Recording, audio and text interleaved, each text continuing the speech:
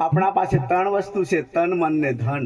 તન મન ને ધન સદુપયોગે સારા, નહીં તો બતાવી દે 84 ની ખાણ. ને એના માટે પુનિત બાપુને કેવું પડ્યું કે મરણની આખરી ઘાટી જીવનમાં આવવાની છે. આ રૂપાળી દેહને અંતે જરૂરથી બાળવાની છે. એમાં બાપુએ ઘણું કીધું કે મરણથી કદી ન ડરવું, મરણને જાણીને મરવું, સદા સત્કર્મ કરીને મોજાઓ એવું જીવન જીવી લેવાનું છે. સંતો આપણને માર્ગ બતાવી ગયા છે, પણ ચાલવું ને ચાલવું આપણા પર આધાર છે. સદા સત્કર્મ કરીને મોજાઓ માણવાની છે. પછી કીધું કરોડો જન્મના પાપો છે. આ ક્યાં અનુભવમાંથી સંતો બોલતા હશે કે આ જીવ પર કરોડો જન્મના એવા બંધનના બધા કર્મો બન્યા છે. કરોડો જન્મના પાપો છે, પ્રભુના નામથી કાપવાના છે. આ જીવનમાં પ્રભુનું નામ એટલું છે, એ મંગલકારી છે, એ ઔષધિ છે. રામ નામ કી ઔષધિ ખરી લત છે ખાય, અંગ પીડા વ્યાપે નહીં મહારોગ મટી જાય. એવું હરિ નામમાં શક્તિ છે. એટલે કરોડો જન્મના પાપો છે, પ્રભુના નામથી કાપવાના છે. હૃદયમાં શાંતિ ને સ્થાપો, ઉપાધિ ટાળવાની છે. હરિ નામથી, એના જ માટે આ ભજન કરવું પડે છે. લખાય છે કુટુંબને સાંત્વના આપવા માટે, ગયેલા જીવાત્માને શાંતિ આપવા માટે. કેમ કે હરિ વિના કોણ શાંતિ આપે? એના જ માટે આ હરિભજન સંતોને બોલાવવું પડે છે. કહેવાય છે સુખ દેવે દુઃખ હરે, સુખ દેવે દુઃખ હરે, લાવે પાપ કા અંત, કહે કબીર કબ મિલે પરમ સ્નેહી સંત. સંતો ક્યાં મળે જેથી મને જીવનની સાચી દિશા મળી જાય. પછી બાપુએ કીધું કે સદા સંતોષ ધરીને રહીએ, ડગલું ભરીએ વિચારીને, પુનિત આ જિંદગાનીને ખૂબ સમજથી ગાળવાની છે. બાપુ કહી ગયા કે આ જિંદગીને સમજીને ગાળવાનું છે. સમજણ વગરનું જીવવું, ભલે ન જીવો વર્ષો હજાર, સમજીને જીવો ઘડી એક તો સમજો બેડો પાર. અહીં તો બધી દીકરીઓ હોય, ધન છે દીકરીઓને પણ, જેમના પિતા પસવાડી આટલા એમને પુણ્ય કરી આટલા સંતોને બોલાવીને એક બાપના પ્રસંગમાં શ્રદ્ધાંજલિ નિમિત્તે આવો અવસર આપતા હોય. સ્વાભાવિક છે પિતાની ખોટ તો હોય, પણ આ સંસારનો નિયમ છે, પ્રકૃતિનો નિયમ છે. જે ઉગે આથમે, જે ખીલે એ કર્મા, જે જન્મે એનું. આ તો કુદરતની બધી, પ્રકૃતિની બધી લીલા છે. એક આવો પિતાનું અવસાન થયું હતું.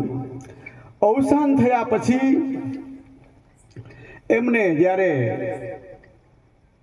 શમશાને લઈ ગયા ત્યાં એને એની બધી લાકડા હીસી દીધા. હવે ઉપર સબને પધરાવી દીધું ને અગ્નિદાહ દેવાનો સમય આવ્યો. એવા સમયે એક વડીલ હતા, એમને કીધું હું બાળવા નહીં દઉં, હું નહીં બાળવા દઉં. બધા શાંત થઈ ગયા. કેમ કે એમના પાસે મારે 4 લાખ રૂપિયા લેવાના છે.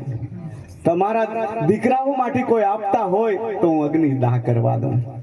એટલે 4 દીકરા હતા એ પિતાજીના, પણ દીકરાઓ કોઈ બોલ્યા ન. એક દીકરી હતી. 4 દીકરા ને 1 દીકરી હતી. શમશાનનો એવો રિવાજ આજે પણ આપણા બેન લોકો શમશાને નહીં આવતા હોય, એમ બધી દીકરીઓ શમશાને ગઈ નહીં. આ દીકરી પણ ત્યાં એમને જે ઉતારો હતો ત્યાં દીકરી રોકાઈ. પણ વાર લાગી એટલે પૂછ્યું કેમ હજુ કેમ? એટલે વાત મળી કે કોઈ જૂના પિતાના કોઈ મિત્ર છે ને એમને પિતા પાસે લેણું છે, 4 લાખ રૂપિયા લેવાના છે, એ આપો તો હું બાળું.